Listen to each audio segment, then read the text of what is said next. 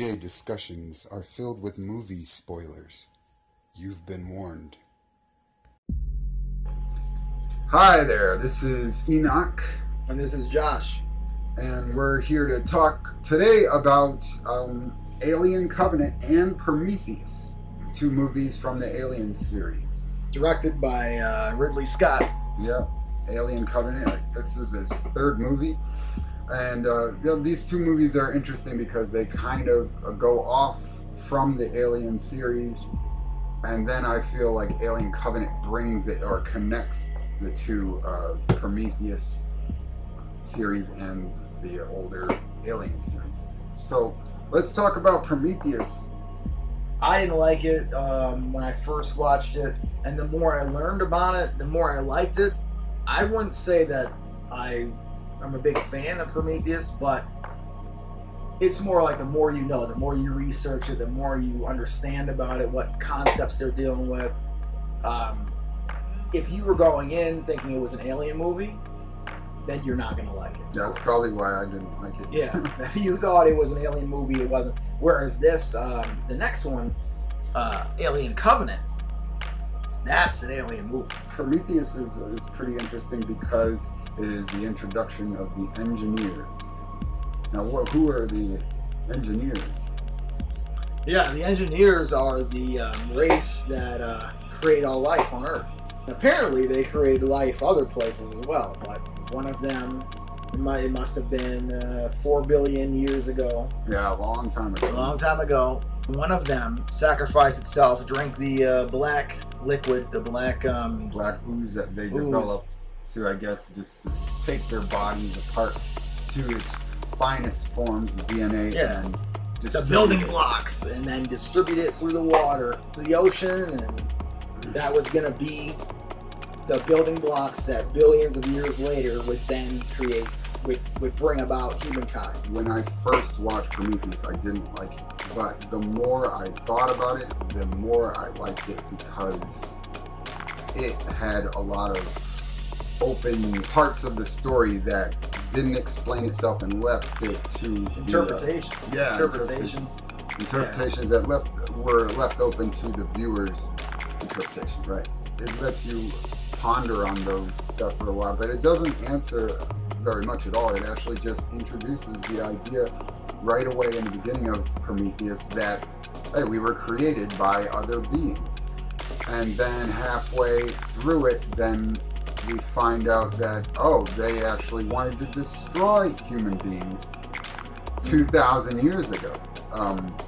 And they made a weapon to destroy us, and it backfired on them and killed many of them on this planet. These scientists, engineers, who were going to carry out the plan to destroy us. Well, they destroyed them, and one of them, I guess, survives by going into hypersleep and gets woken up by humans that make it to that planet and find him and wake him up.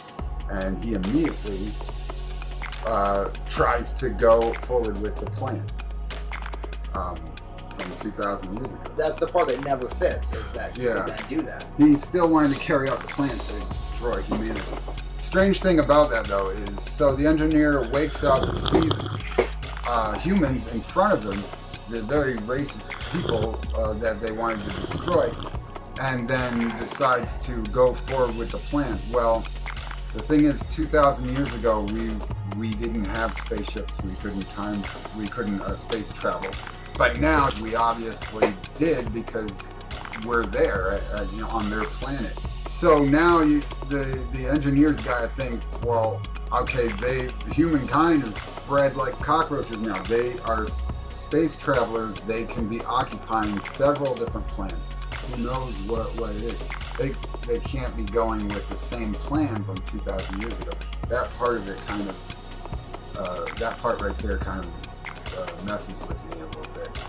The other thing is that if engineers have created life on Earth millions of years ago, and they had spaceships back then, they were space travelers. They could be occupying many different planets, right?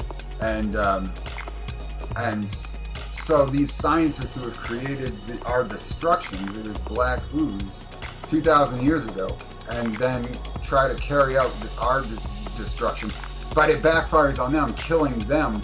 Well, why would the plan go into a hiatus for 2,000 years?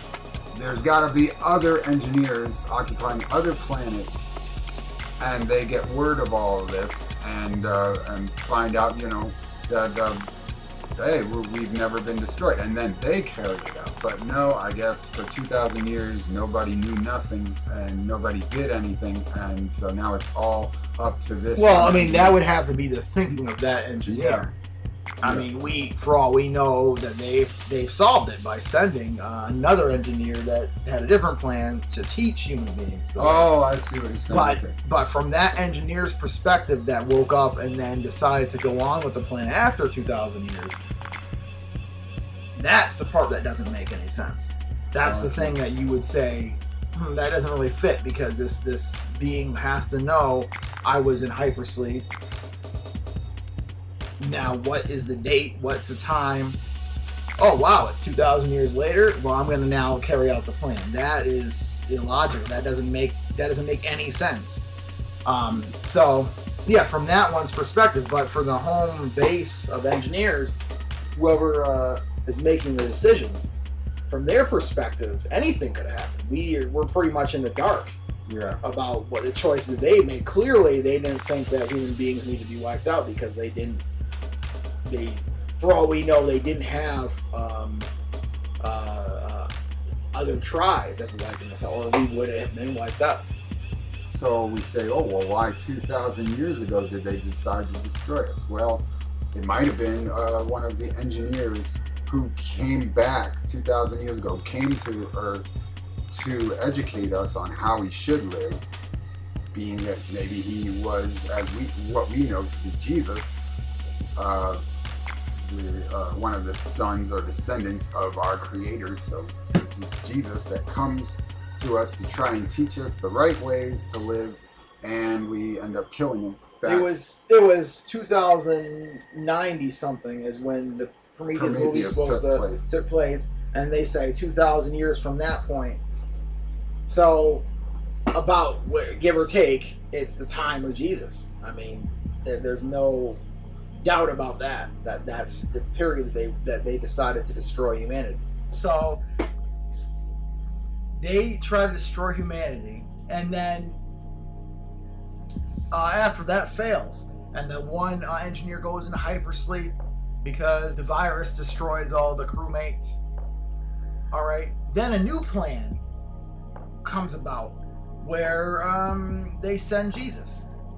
What we come to be known as Jesus, and he creates the new teachings that would eventually become the basis of Christianity. But that plan seems like a plan B. You know, like that plan seems like something that was hatched after this catastrophic failure. Oh yeah, by one group, one post, they decided collectively to destroy the Earth and start again. But that failed, and another group decided to try and save them by sending an engineer to Earth, and that's Jesus, and start the whole revolution of Jesus. But they killed him. And it makes sense that it would be that way than the other way. If they had sent who we know to be Jesus, and then he was killed, and they said, okay, since you killed one of ours, we're going to wipe out humanity, or something along those lines, then why wouldn't they, after it catastrophically fails, why wouldn't they try again and again and again over the 2,000-year span where we were completely unable to defend ourselves? It makes sense that that plan failed, and they replaced it with the plan to teach us instead. So why did they decide to destroy humanity 2,000 years ago? Were we a threat? Yeah, we weren't a threat 2,000 years ago like we are today, with nuclear weapons and CO2 pollution and pollution of the water, the air. If you look at this planet as a perfect foundation for life, you know, with the oceans, the temperature, you know, the atmosphere, all that. The distance from the sun. Yeah, the distance to the sun. Like, this is something that you look at millions of other planets out there, Yeah. and you know, they're just rocks floating through space. You gotta. This is a very important planet. Yeah, to preserve, and to think that, like, in modern day, we're messing it up. 2,000 years ago, that wasn't the case. Mm-hmm. So why did they want to destroy? That's the question.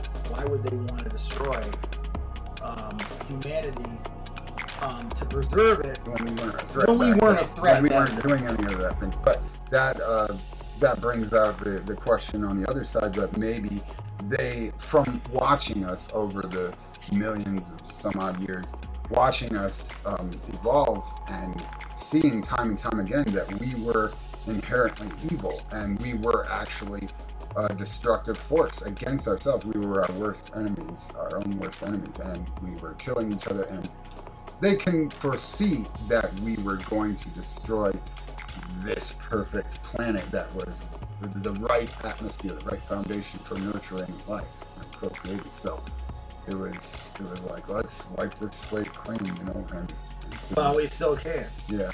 Well, before they, like today. Well, they do irreversible damage before they. Yeah, that makes sense. If they had been doing it for millions of years, then they have seen it all before, and they might have said, you know, the way things are going, we know what these people are capable of. And from that, going into the whole engineer's nature, they seem to be very self-sacrificing. I mean, they are God. They are creators, according to the movie. And like a mother, they are self-sacrificing, even to the point of killing themselves to create life. So it makes sense that 2,000 years ago they decided to send one of their own, and we came to know him as Jesus.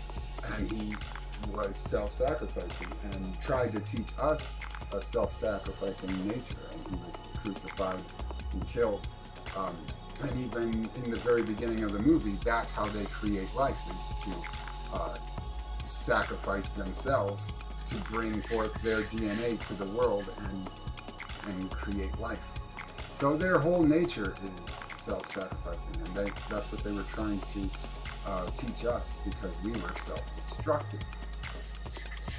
And then, what about the whole course of that's interesting is that the engineers create humans, and we do have that creative tendencies. We're constantly creating. We create our society, buildings, and all that, but we also are trying to create life. So yes, later in the future, we create androids. Well, then there's David, the android we created, and the engineers who decide to kill us create this virus, this plague, to destroy us, to wipe us out, because we're a mistake. We're destroying ourselves, and we're going to destroy the whole planet. So they decide to destroy us. But David, the android who we create, gets a hold of this plague and starts experimenting and creating the neomorphs and the xenomorphs and such. So that's interesting. Yeah, so we create an android, and the android creates another form of life. Yeah. And the other form of life might be the thing that then destroys all of us. And the engineers. And human beings. Yeah. And of course we don't know, because they haven't gotten that far, but throughout the Alien movies, it does seem like that those xenomorphs are the biggest threat to humanity. Mm-hmm. So we create an android, and the android creates the biggest threat to humanity and the engineers, to all life. Yeah. Well, that's all the time we have for now for this video, part 1. Please stay tuned for part 2, when we discuss more in depth about Alien Covenant and its correlation to the rest of the Alien series. Until then, hope you enjoyed our show, and goodbye. Hey, I'm from New York.